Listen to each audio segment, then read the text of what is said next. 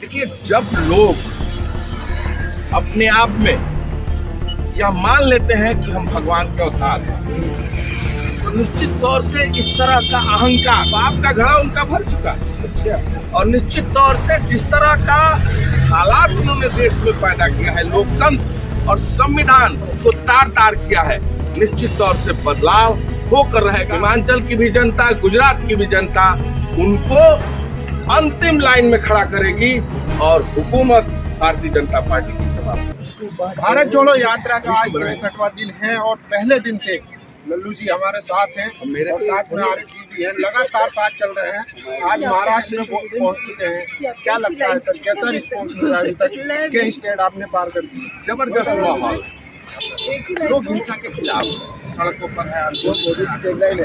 जो तो जिस तरह एक नेता सदियों तक याद किया जाएगा, जो धर्म की लड़ाई, जनता की बुनियादी सहमति, आज जहां पूरा देश का राजनीतिक स्टंट केवल धर्म की चाशनी में चल रहा है, हर दल और पार्टी लगातार धर्म रूपी चादर ओढ़ रही है, वह एक लौता नेता राहुल गांधी जो देश के आवाम की आवाज है, गरीबों की आवाज है, मजदूरों की आवाज है, शोषितों की आवाज है, वंचितों की आवाज है, बेरोजगारों की आवाज है, महंगाई के खिलाफ हल्ला बोल रहा है, अर्थव्यवस्था जो गिर रही है उसके खिलाफ हल्ला बोल रहा है, जो देश में भ्रष्टाचार का बोलबाला है उसके खिलाफ हल्ला बोल रहा है, जो देश में तानाशाही है उसके खिलाफ हल्ला बोल रहा है और सड़कों पर इस सरकार को चुनौती दे रहा है।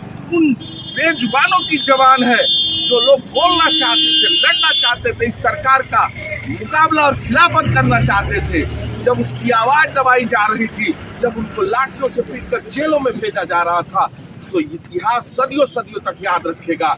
इकलौता शख्स जो सड़कों पर निकल कर इस तानाशाही सरकार के खिलाफ, इस मोदी सरकार के खिलाफ, इस देश में जो जुल्म और जाति की सरकार थी उसके खिलाफ वो सड़कों पर संघर्ष कर रहा है। आप यहाँ पे संघर्ष कर रहे हैं, लेकिन मोदी जी हिमाचल में कह रहे हैं कि सिर्फ कमल और मेरा नाम देखो और बटन दबा दो। देखिए, जब लोग अपने आप में यह मान लेते हैं कि हम भगवान के अवतार हैं, तो निश्चित तौर से इस तरह का अहंकार वो दिखता है और वो बोलता है।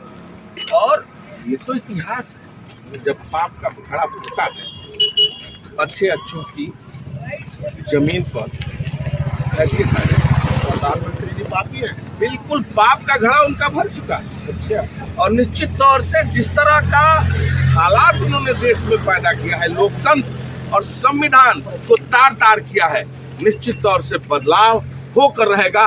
हिमाचल की भी जनता, गुजरात की भी जनता उनको अंतिम लाइन में खड़ा करेगी और हुकूमत भारतीय जनता पार्टी की समाप्त होगी। कहा सर, जरा अभी मोरबी जो पुल गिरा था वो इतने भावुक हुए कि लोगों से मिलने पहुंच गए तुरंत अपनी रैली। सरकार किसकी थी?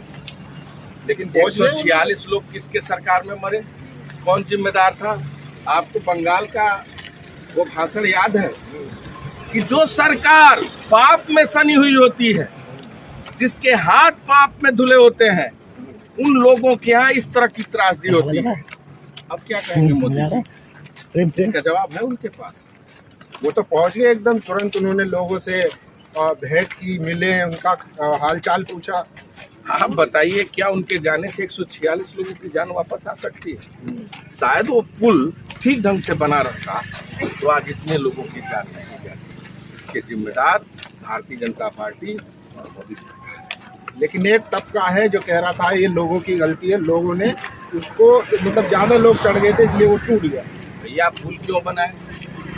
आपने 5 दिन पहले उद्घाटन क्यों किया? आपका इंजीनियर कौन था? आपका मंत्री कौन था? मुख्यमंत्री कौन था? सरकार किसकी थी? क्या ये सवालिया निशान नहीं है? आपने पुल पर जाने की इजाजत दी तभी तो लोगों का आवागमन शुरू हुआ। क्या ऐसे लोग ऑटोमेटिक, क्या वहाँ कोई सांकेतिक चिन्ह लगा था? क्या वहाँ यह लिखा था कि इतने लोग से अधिक इस पुल पर न चढ़े? ऐसा कहीं आपने सुना है? आप तो रास्ते पर हमारे साथ कन्याकुमारी से चल के आ रहे हैं, बहुत सारे पुल पर हजार लोग एक साथ चले। क्या ऐसी कहीं कोई दुर्घटना हुई? नहीं। क्यों? क्योंकि वहाँ की लोगों ने, वहाँ की सरकारों ने यह ध्यान देकर उस पुल का निर्माण कराया था। क्यों भारतीय जनता पार्टी की सरकार के ही स्टेट में इस तरह की आपदा आती है। यानी भ्रष्टाचार के आकंठ में डूबी है भारतीय जनता पार्टी की सरकार, इसलिए इस तरह का कृत्य सामने आता है और देश की जनता को अपनी जान गंवानी पड़ती है।